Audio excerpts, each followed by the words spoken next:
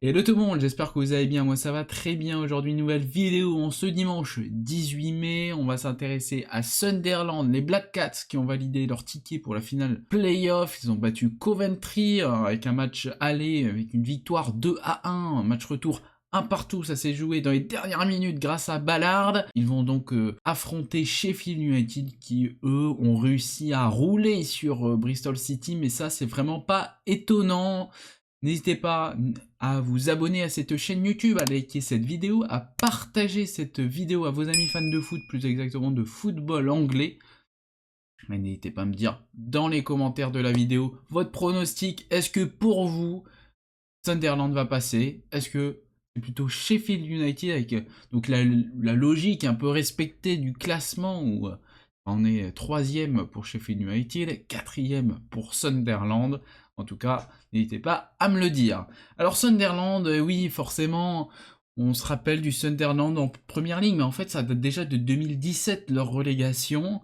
Puis ils ont enchaîné en 2018 avec une relégation en Ligue 1.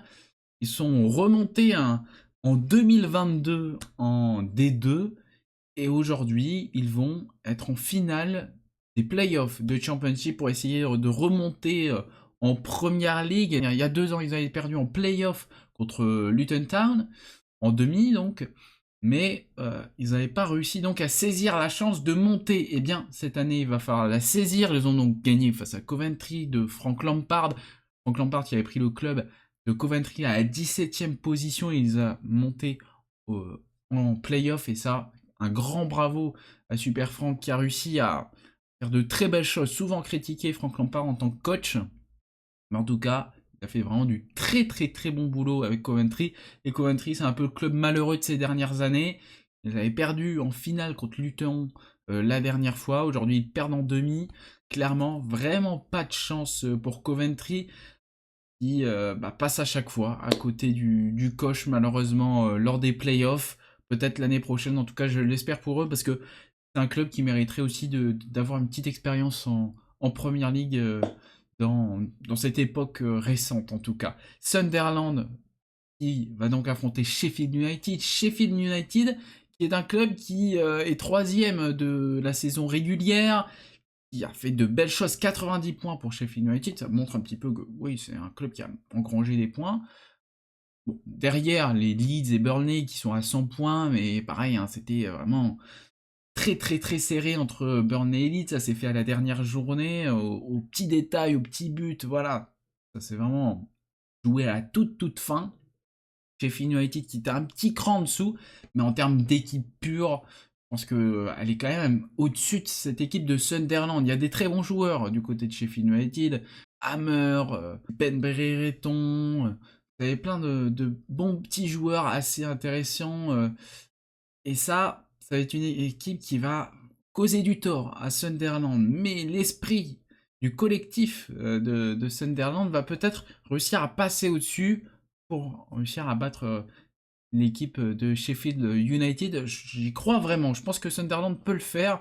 En tout cas, on va essayer de replacer un petit peu cette équipe de Sunderland, comment elle est, qui sont les bons joueurs, faire un peu le point sur leur saison. En tout cas, c'est un match très intéressant à suivre le week-end prochain. Du coup, c'est sur Beansport en France.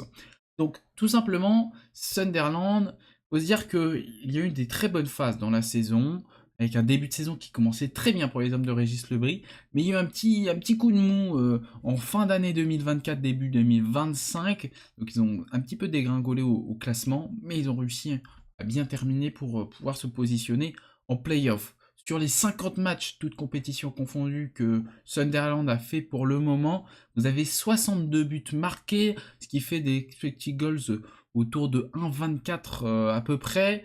Vous avez 50 buts encaissés. Et c'est une équipe donc qui a fait 76 points du côté de la Championship en termes de classement. Donc, il y a quand même un petit écart en termes de points entre Sheffield United et cette équipe de Sunderland.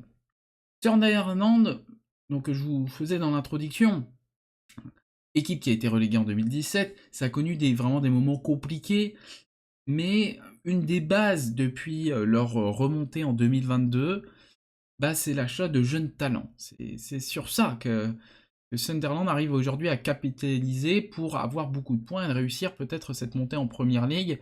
Bon, déjà, le nouveau président, racheté par Louis Dreyfus, en 2020 si je me trompe pas, et vraiment l'argent est vraiment mis sur les jeunes talents. Bon, en France, vous avez notamment Édouard Michu qui était passé par là, mais il y avait Chiche, il y a eu plusieurs noms qui est passé par là. Mais en Angleterre, ça a vraiment chopé plein de bons talents. Et aujourd'hui, quand vous regardez cette équipe, Patterson dans les buts, jeune talent très intéressant, les matchs s'enchaînent, et c'est vraiment des très bons résultats pour lui. Vous avez Trey Hume à droite, qui est formé au club, et qui réussit très très bien, 6 passes D, et c'est ça aussi qui est hyper important du côté de la Championship. Une équipe qui a des bons latéraux, hein, en Championship, ça aide énormément. Et de l'autre côté, ça alterne un petit peu entre Sirkin, vous avez Lukonien qui est là depuis très longtemps, aussi formé au club. Lukonien, si vous avez regardé la série Sunderland Till I Die, il était déjà dedans. Vous avez donc Ballard qui donne le but victorieux face à Coventry en milieu de semaine. Et bien lui, chopé du côté de Blackpool, ça se passe très bien pour Ballard. Vous avez Mefam qui était du côté de Bournemouth avant, donc un joueur avec un peu plus d'expérience.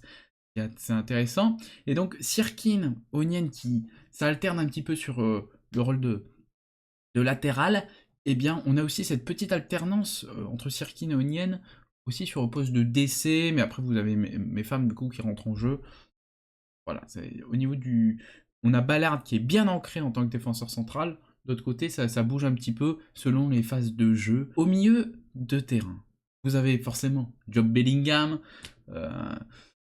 bon, tout le monde le suit depuis que Jude Bellingham a percé. Tout le monde dit ah bah Job, ça va faire exactement la même chose. Bah Job Bellingham, ça se passe très bien. Un joueur avec énormément de talent, 4 passes décisives cette saison, un joueur qui se projette très bien, qui crée des actions. Et vraiment, il va suivre une très belle lignée, hein. Peut-être pas la lignée de son frère, mais en tout cas, il est vraiment sur l'autoroute pour devenir un très bon joueur. Il est déjà courtisé par plein de clubs en première ligue et aussi à l'étranger. Il y a même Dortmund qui est dessus et qui souhaiterait refaire l'opération. Tout simplement refaire exactement la même chose qu'ils avaient fait avec Jude Bellingham. Donc, c'est assez intéressant de voir que Bellingham prend du galon. J'espère que si Sunderland monte, Job Bellingham va rester un an de plus pour moi jouer la PL avec eux. Parce que malgré tout, il formait du côté de Birmingham, Job, comme Jude hein, d'ailleurs. Mais en tout cas, Sunderland lui a fait confiance, l'a mis très vite titulaire quand ils l'ont recruté. Ça serait un petit peu aussi les récompenser. Et il faudrait une belle indemnité transfert aussi. Hein. Voilà, on sait bien que en ce moment, c'est plus trop le temps des indemnités transfert, mais ça serait top d'avoir une belle indemnité transfert pour lui. Donc juste à côté, vous avez Neil, pareil, un petit peu plus d'expérience. C'est vraiment le mélange expérience, jeunesse, cette équipe de Sunderland. Et c'est ça qui fait vraiment la force. Et vous avez Régis Lebris qui apporte sa petite pièce avec notamment Enzo Lefebvre qui est arrivé. Enzo Lefebvre, Régis Lebris, bon voilà, on se rappelle de Lorient. Ça fonctionne très très bien et ouais en effet hein, Enzo Lefebvre a réussi très vite à s'imposer dans cette équipe de Sunderland. Lui qui avait besoin de se relancer parce que du côté de l'AS Roma ça se passait pas tip top pour Enzo Lefebvre. Et donc forcément, ça lui fait du bien, ça lui fait du temps de jeu. Et c'est vrai que la Championship, ça se passait très très bien pour lui. Donc à voir donc sur un match comment ça va se passer. Ça aura un match couperé. Mais en tout cas, je pense qu'il peut vraiment bien s'amuser l'année prochaine aussi en PL où il pourra faire des petites choses. Donc Enzo Lefebvre, c'est un petit peu le réveil d'Enzo Lefebvre. Donc ça c'est top. De l'autre côté, vous avez Patrick Roberts. Bon, Patrick Roberts, il est connu depuis déjà 10 ans. Hein. Ça fait 10 ans que Patrick Roberts sillonne les clubs anglais. On disait grand talent. Oui, bon, il a du talent, mais bon, il y a un certain plafond de verre hein, pour Patrick Roberts. En tout cas, 7 passes décisives cette année. C'est quand même un élément central de cette équipe de Sunderland. Peut-être que c'est enfin le moment où on va voir Patrick Roberts briller en première ligue. En tout cas, on va donc voir la réponse le week-end prochain. En attaque, vous avez deux joueurs qui jouent assez régulièrement. Vous avez un joueur qui allie les buts avec 8 buts et 5 passes D Et de l'autre côté, vous avez un joueur qui met tout simplement 12 buts. Et forcément, le fait d'avoir deux attaquants qui se met assez régulièrement des buts, ça forcément c'est un grand atout. Bon, après si on regarde, comme je vous ai dit tout à l'heure, 60 buts au total, 62 buts au total, bon, ça reste assez faible, hein, 1,24 de expected goals. Mais bon, c'est des équipes qui sont donc top 5, qui jouent les playoffs.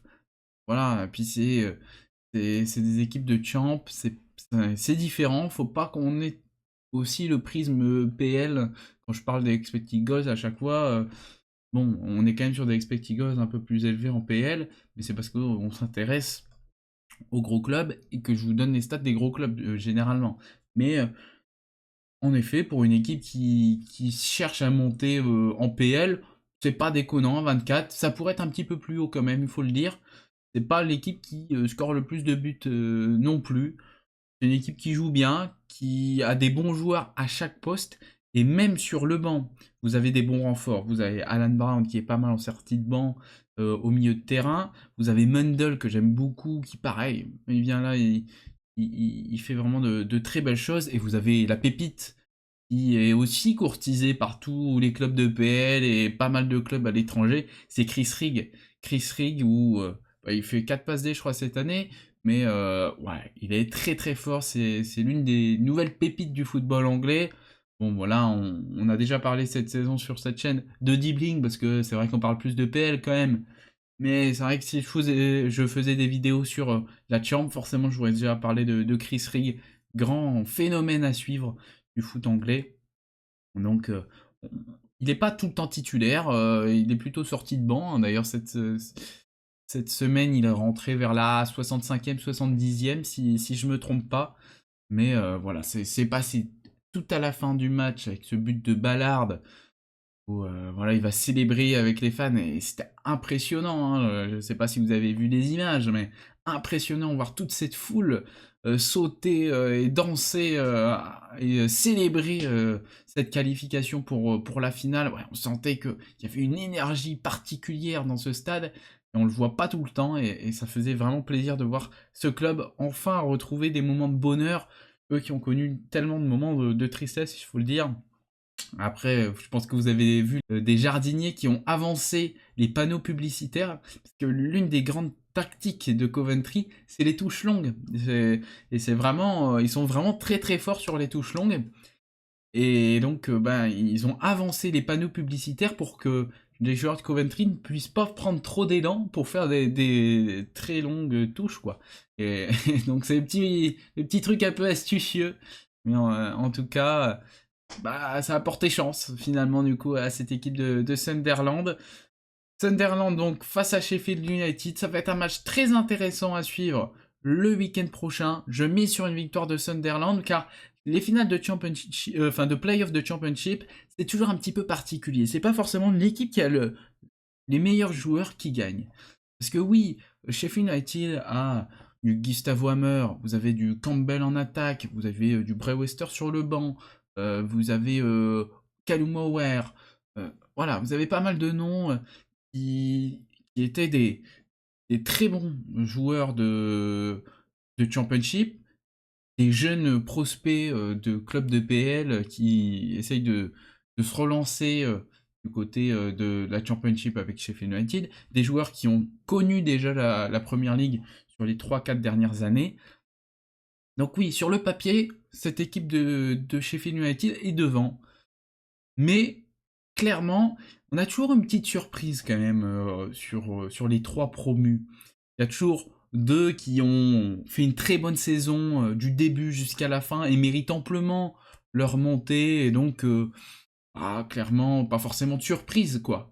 Mais là, bon, bah, là, on n'aura pas de surprise si c'est Sheffield United qui monte. Il y a toujours au moins une, donc je pense que Sunderland va monter. Et puis même, c'est sur un match, l'énergie qu'il y a du côté de Sunderland, de ce groupe qui a fait Régis Lebris, mais aussi des supporters qui seront là dans le stade, ça va faire la différence. Il y aura un 12e homme avec le public. Je pense vraiment que ça peut le faire. Et j'espère tellement pour eux revoir Sunderland en Première Ligue. Ça ferait vraiment très plaisir que, bon, Sheffield United, bon, on les a vus beaucoup ces dernières années, c'est vrai que ça me ferait moins rêver, même si, bon, c'est un club qui mérite aussi, aussi de monter. En tout cas, un Leeds qui remonte, ça fait plaisir. Burnley, bon, ça fait montante descendante, bon, ça c'est un peu embêtant, quoi. Burnley, c'est, ouais, sur les dernières années, c'est le Norwich, d'il y a 10 ans, qui faisait que ça. La Norwich, ça va un petit peu moins bien.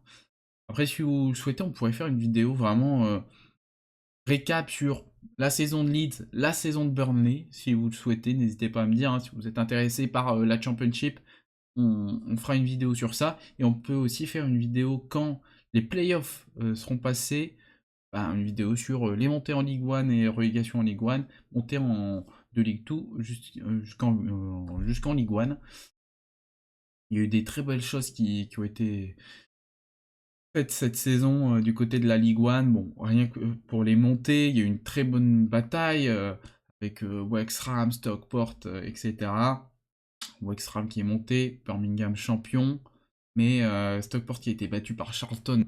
Pareil, le public de Charlton était chauffé à blanc aussi, c'était incroyable. Bref, il y a eu de belles histoires quand même cette année du côté des petites divisions. Et je pense que ça mérite aussi d'être raconté. Voilà, j'espère que cette petite vidéo vous a plu. N'hésitez pas à vous abonner à cette chaîne YouTube. On est sur la route des 900 abonnés. Voilà, mon objectif c'est d'atteindre ces 900 abonnés d'ici la fin de saison de Première Ligue. Donc ça rapproche. Donc tic-tac, tic-tac. J'espère que donc ça vous a plu. Like, abonnement, partage et dites-moi votre pronostic dans les commentaires. Nous on se retrouve très vite pour une prochaine vidéo. Allez, goodbye tout le monde.